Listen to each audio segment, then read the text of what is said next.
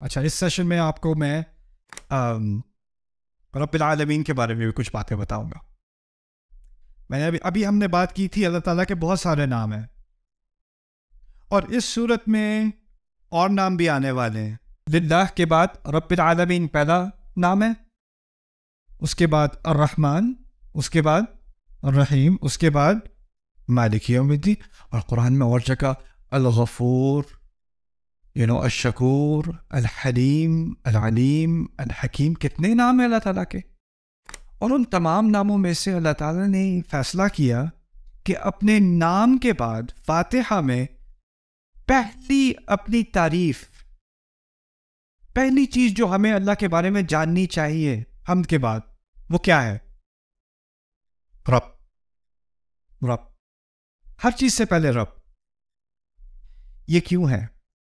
اس کو سمجھنے کے لیے آپ اس طرح سمجھیں کہ کچھ نام اللہ کے ایسے ہیں جن سے رشتہ بنتا ہے، اور کچھ نام ایسے ہیں جن سے رشتہ نہیں بنتا. ٹھیک ہے؟ کچھ رشتے والے نام ہیں اور کچھ بغیر تعلق، بغیر رشتے والے نام ہیں. میں بات سمجھاتا ہوں. اگر میں کہوں استاد کے لفظ سے کسی سے رشتہ بنتا ہے؟ کس سے؟ شاگرد سے. اگر میں کہوں ماں، بچہ. اگر میں کہوں مالک، جو غلام ہے، مالک اور غلام کا رشتہ بنتا ہے. امپلائر کے لیے کیا لفظ استعمال کرتے ہیں اردو میں؟ مجھے نہیں پتا. ہاں، آجر کے ساتھ ملازم کا رشتہ. کچھ الفاظ ہیں جس سے رشتہ بنتا ہے. اگر میں کہوں حکمت والا، کوئی رشتہ نہیں بنتا. صبر والا، کوئی رشتہ نہیں بنتا. کچھ ناموں کے ساتھ رشتہ بنتا ہے اور کچھ ناموں کے ساتھ رشتہ نہیں بنتا. اب جن ناموں کے ساتھ رشتہ بنتا ہے وہ بھی بہت سارے ہیں. اللہ تعالیٰ کے خالق کا کس سے تعلق ہو گیا؟ مخلوق سے. رحم کرنے والا، مرحوم سے، جس پر رحم کیا گیا. ٹھیک ہے نا؟ منتقم، بدلہ لینے والا، جس سے بدلہ لیا گیا. ٹھیک ہے نا؟ لیکن یہاں پر ان تمام رشتے والے ناموں میں سے ایک نام کا اختیار کیا گیا ہے. وہ اس لیے کہ باقی تمام رشتے اس طرح سمجھ لیں کہ وہ دوسرے درجے میں ہیں. باقی تمام رشتے سیکنڈ ہیں. پہلا بنیادی رشتہ جو میرا اللہ تعالیٰ کے ساتھ ہے نا، وہ کیا ہے؟ اس رشتے میں اللہ تعالیٰ کا کیا رول ہے؟ رب. کیونکہ لفظ اللہ میں رشتہ نہیں ہے. لفظ اللہ میں اللہ تعالیٰ کے تمام اوصاف اکٹھے ہو گئے. ابھی رشتہ قائم نہیں ہوا، ابھی اللہ تعالیٰ سے کچھ تعارف ہوا ہے، لیکن اب رشتے کی بات ہو رہی ہے. میرا اس سے تعلق کیا ہے؟ وہ تعلق پیدا ہوگا کس لفظ سے؟ رب سے. اس سے یہ بات ہمیں بھی سمجھ آ گئی کہ اصل بنیادی تعلق میرا اللہ تعالیٰ سے، اگر وہ رب ہے تو میں کیا بنا؟ عبد، غلام. آپ غلام کو کہتے ہیں اصل میں. یہ بنیادی رشتہ ہے میرا اللہ تعالیٰ سے. باقی تمام رشتے، وہ رحم کرنے والا ہے، میں رحم لینے والا ہوں. وہ رزق دینے والا ہے، میں رزق لینے والا ہوں. وہ مغفرت کرنے والا ہے، میں مغفرت لینے والا ہوں. یہ سارے رشتے دوسرے درجے میں ہیں، اور یہ سارے رشتے ہو ہی نہیں سکتے جب تک کہ بنیادی رشتہ نہ ہو. دیکھیں، آپ کا ایک رشتہ ہے اپنے امپلائر کے ساتھ، آجر کے ساتھ. اس میں آپ اس کے ساتھ جاب کر رہے ہو، لیکن اس رشتے میں کچھ دوستی بھی ہے، کچھ کبھی گپ شپ بھی ہے، کچھ اور چیزیں بھی ہیں. لیکن اگر ملازمت نہیں رہی تو وہ باقی سارے رشتے آٹومیٹکلی کیا ہوتا ہے؟ وہ ختم ہو جاتے ہیں. ٹیچر اسٹوڈنٹ کا رشتہ ہے. بنیادی رشتہ کیا ہے؟ اس نے سکھانا ہے، اس نے سیکھنا ہے.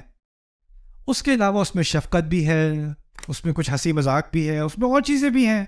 لیکن اگر وہ بنیادی رشتہ نہیں رہا تو وہ باقی ساری چیزیں بھی، اس کی کوئی بنیاد نہیں رہتی نا. اسی طرح اللہ تعالیٰ کا جو ہمارے ساتھ رشتہ ہے، اس کی بنیاد ہے کہ وہ رب ہے اور میں کیا ہوں؟ آپ. اب جب تک آپ رب کو نہیں سمجھیں گے، یعنی آپ رشتے کی ایک طرف کو نہیں سمجھیں گے، آپ کو دوسری طرف سمجھ نہیں آئے گی. لیکن کسی بھی رشتے میں، جیسے اگر ٹیچر ہوتا ہے، کلاس کے پہلے دن آ کے سمجھاتا ہے، دیکھو میں ایک مختلف قسم کا ٹیچر ہوں، میری توقعات یہ ہیں، میں ایسے قسم کا ٹیچر ہوں.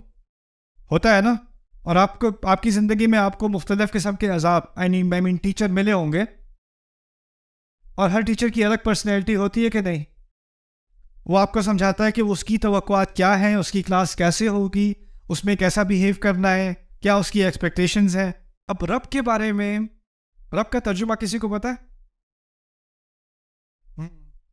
مسئلہ یہ ہے کہ اگر اردو میں رب کا ترجمہ مالک برا نہیں ہے، لیکن ایک آیت چھوڑ کے مالک کا لفظ دوبارہ بھی تو آنے والا ہے نا، مالک یوم الدین.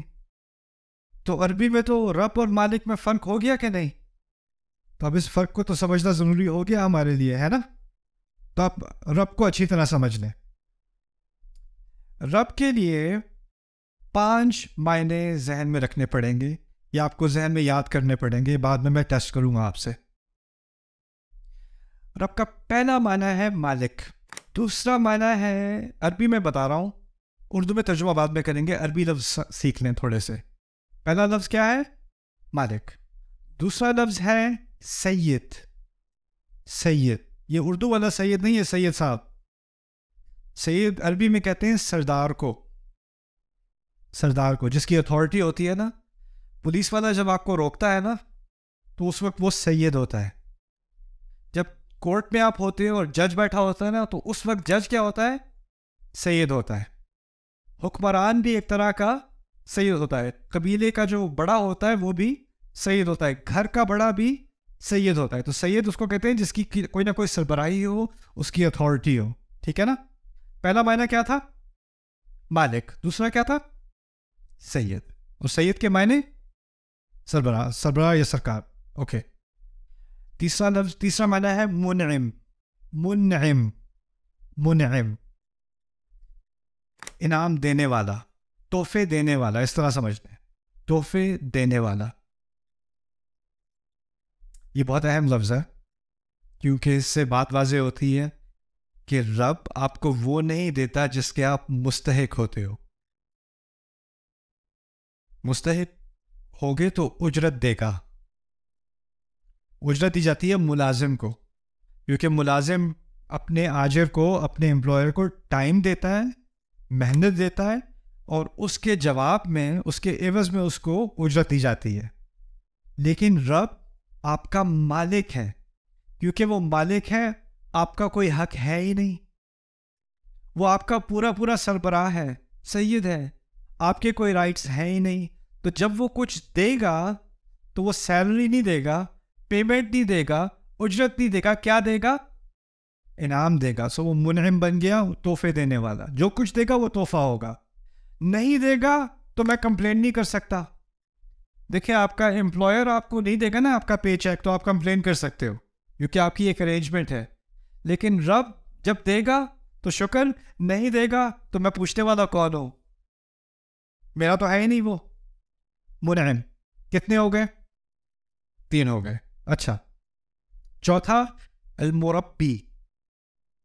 المربی عربی کا لفظ دوبارہ. مالک، سید، منعم، اور پھر مربی. مربی کہتے ہیں عربی میں جو پودے کو اگاتا ہے نا، اسے مربی کہا جاتا ہے. اوکے. جو باغبان ہوتا ہے نا، اسے بھی مربی کہتے ہیں. کسان کو بھی مربی کہتے ہیں. کیوں؟ وہ پودے کا بہت باریک خیال کر کے، اس کے ارد گرد کے کیڑے وغیرہ ہٹا کے، اس پر جتنا پانی چاہیے اس سے کم زیادہ نہ ہو، اور اس کو زیادہ آندھی نہ آ جائے، بہت زیادہ تیز دھوپ نہ آ جائے، ان سب چیزوں سے بچا کے جب وہ پودے کی نشو نما کر رہا ہوتا ہے، اس وقت اس کو مربی کہا جاتا ہے. یہی لفظ اللہ تعالیٰ نے والدین کے لیے استعمال کیا ہے کہ وہ بچوں کی تربیت کرتے ہیں. تربیہ اور مربی سے نکلا ہے. تربیت یعنی جس طرح پودے کو اگایا جاتا ہے، اسی طرح بچے کا خیال بہت باریک طریقے سے کیا جاتا ہے. رب کے معنی میں مربی بھی ہے. مربی جو بہت خیال کے ساتھ ہماری نشو نما کرتا ہے، ہماری تربیت کرتا ہے. تربیت کا لفظ صرف اخلاق کے لیے نہیں، ہمارے ہاں تو اخلاق کے لیے استعمال ہوتا ہے. اس کی تربیت اچھی ہے، اس کی تربیت خراب ہے. تربیت کا لفظ اصل میں عربی میں گروتھ کے لیے ہوتا ہے. کسی چیز کو اگا رہے ہوں گے نا آپ بڑے ہو رہے ہیں، آپ کی قوت میں اضافہ ہو رہا ہے، آپ کی عقل میں اضافہ ہو رہا ہے، آپ کی صلاحیت میں اضافہ ہو رہا ہے، وہ سب تربیت کہا جاتا ہے اس کو. اب کتنے نام ہو گئے؟ 4. اب آخری نام قیم. القیم. القیم آسان لفظ ہے، قائم رکھنے والا. ابھی یہ نئی بلڈنگ بنی ہے، ٹھیک ہے. بلڈنگس کے ساتھ کیا ہوتا ہے کہ کچھ عرصہ گزر جاتا ہے تو اس کو آپ کو مینٹین کرنا پڑتا ہے، چھت کا خیال کرنا پڑتا ہے، فاؤنڈیشن چیک کرنی پڑتی ہے، سیلن وغیرہ لگ جائے دیکھنا پڑتا ہے، مینٹیننس ہوتی ہے.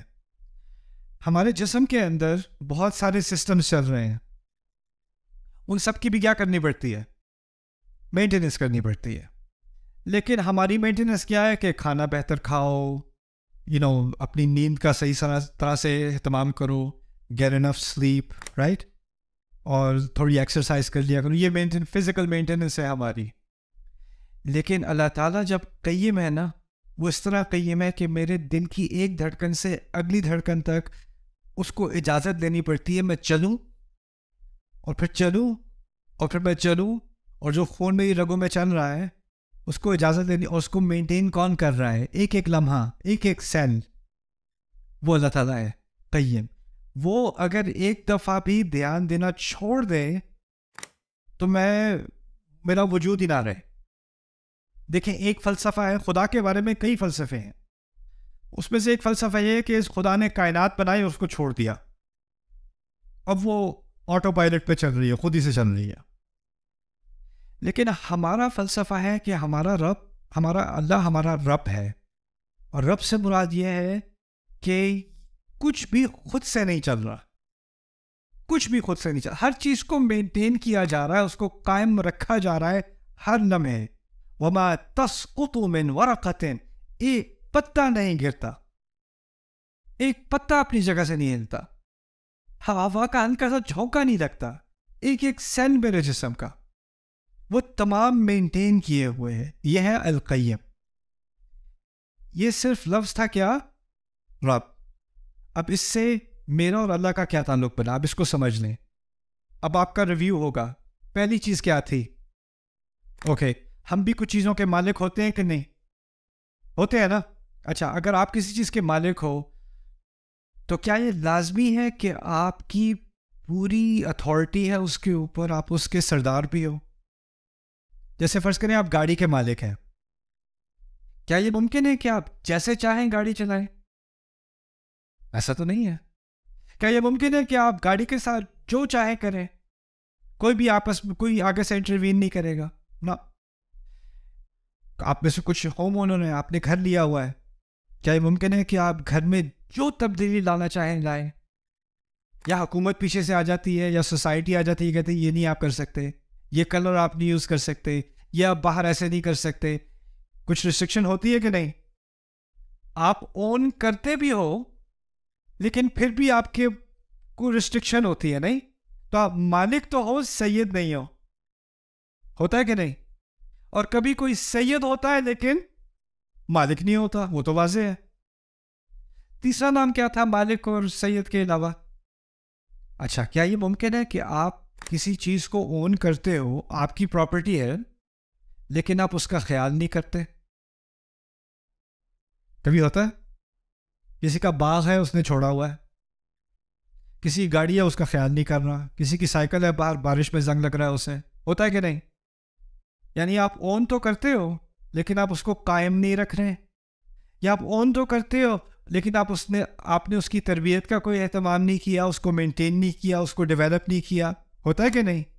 اللہ تعالیٰ صرف ایسا رب نہیں ہے جو اون کرتا ہے، یعنی اس کی ملکیت تو ہے لیکن پھر اس نے چھوڑ دیا. مالک ہونے کے بعد مربی، سید، منعم، قیم، اور یہ ساری چیزیں ملا کر کیا لفظ بنا؟ رب. بھاری لفظ ہے، بھاری لفظ ہے.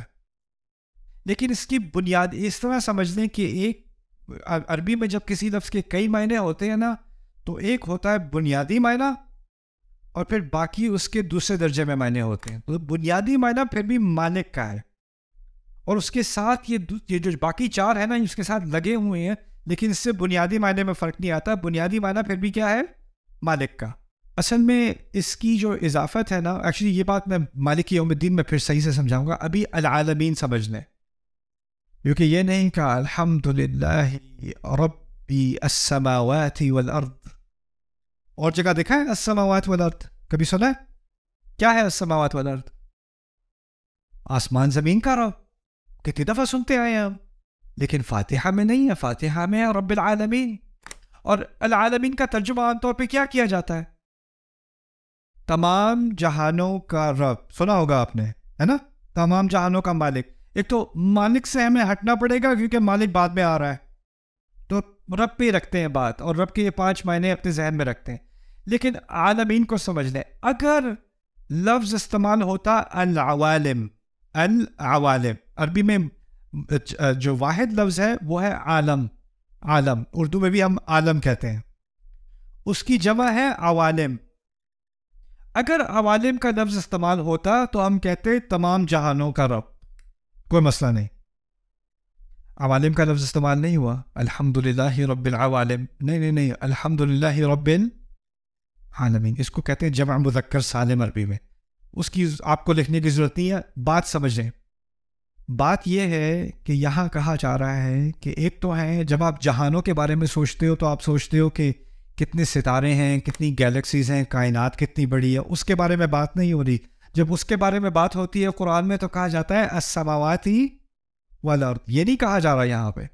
عالمین کا لفظ استعمال ہوتا ہے دنیا، لوگوں کے جہانوں کی بات ہو رہی ہے، لوگوں کی دنیا ہے. جیسے پاکستان آیا ہوں، اپنے پیرنٹس کو کال کی پہلی دفعہ جب میں آیا تھا کچھ مہینے پہلے 29 سال بعد، تو میں نے اپنے پیرنٹس کو کال کر کے کہا یہ تو اور ہی دنیا ہے، یہ کوئی اور ہی عالم ہے. تم میں سے کوئی آسٹریلیا جائے، کوئی اور ہی کیا ہے، عالم ہے. میں نیو یارک میں کالج گیا تھا، پہلی دفعہ کیلیفورنیا گیا، وہ کوئی اور ہی عالم تھا نیو یارک سے ہٹ کے. ہر سوسائٹی ایک الگ قسم کا کیا ہوتا ہے، عالم ہوتا ہے.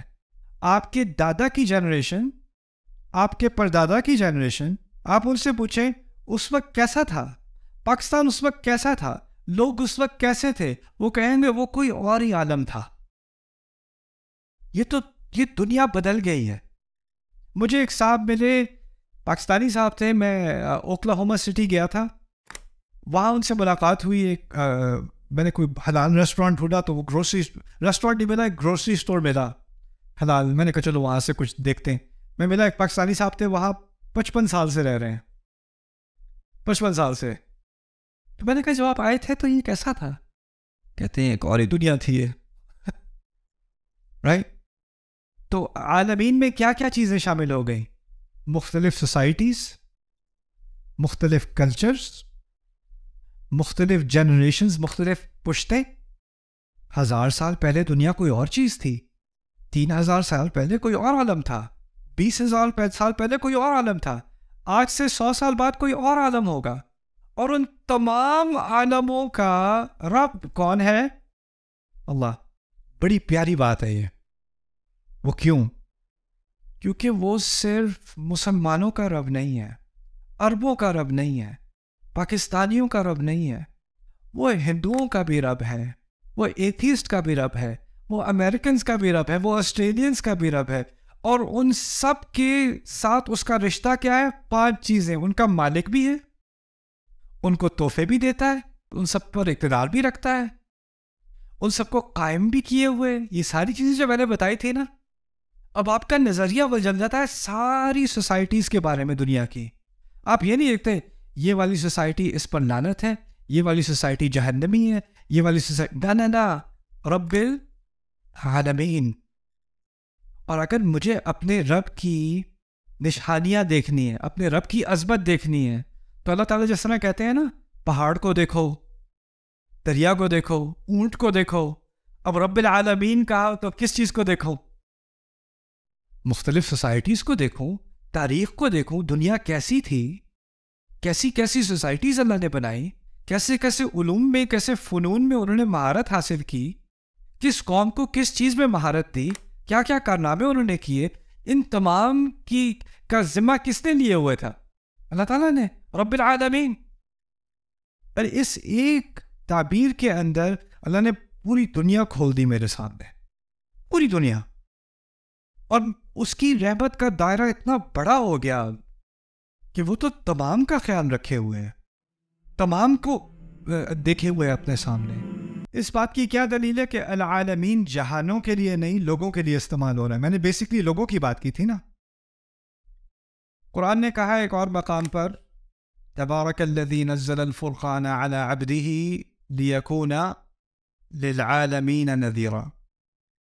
اللہ تعالیٰ نے کتنا مبارک ہے وہ جس نے قرآن کو نازل کیا، فرقان کو نازل کیا اپنے بندے پر تاکہ وہ تمام عالمین کے لیے خبردار کرنے والا بنے. اگر آپ کہیں عالمین کا مطلب ہے آسمان، زمین، پہاڑ، ستارے، پہاڑوں کو خبرداری کی ضرورت ہے، آسمان کو خبردار کرنے کی ضرورت ہے. خبرداری کی، انذار کی ضرورت کسے ہوتی ہے؟ لوگوں کو ہوتی ہے نا. اولم ننہک عن العالمین، ایک رسول سے کہا گیا قرآن میں ہم نے آپ کو عالمین سے منع نہیں کیا، یعنی آپ لوگوں کے چکر میں نہ پڑا کریں، ان کی باتوں میں عمل دخل نہ کریں، اپنی بات سے بات رکھیں، اپنے کام سے کام رکھیں. وہاں بھی العالمین کا ذکر کیا. قرآن میں بار بار العالمین لغت کے اعتبار سے اور قرآن کے اعتبار سے عالمین لوگوں کے لیے استعمال ہوتا ہے. اور اس کی اہمیت فاتحہ میں کیا ہے؟ فاتحہ کی میں بات ہو ہی نہیں رہی آسمان زمین کی اور اللہ تعالیٰ کی مخلوق کی. اصل میں فاتحہ کا بنیادی مقصد کیا ہے؟ ایک رشتے کو قائم کرنا ہے رب اور عبد کے درمیان. جو اگر آپ کہیں نا لب لباب کیا ہے فاتحہ کا، وہ یہ ہے رب اور عبد کا رشتہ. تو اس کا ہر لفظ واپس یا رب کی طرف جائے گا یا عبد کی طرف جائے گا. یہاں السماواتی والارض کہا ہوتا ہے تو عبد کی طرف بات نہ جاتی، کہیں اور چلی جاتی. لیکن العالمین کیا ہے تو اللہ تعالیٰ کے بندوں کی طرف واپس ہے یہ بات. یہ قرآن کے الفاظ کا ایک دقیق استعمال ہے. ہر لفظ کا ایک مقصد ہوتا ہے صورت کے اندر. جب صورت کا مقصد سمجھ میں آ جائے تو ہر لفظ اس مقصد کی طرف آپ کو واپس لے جاتا ہے اور وہ مقصد پھر خود ہی سے واضح ہو جاتا ہے.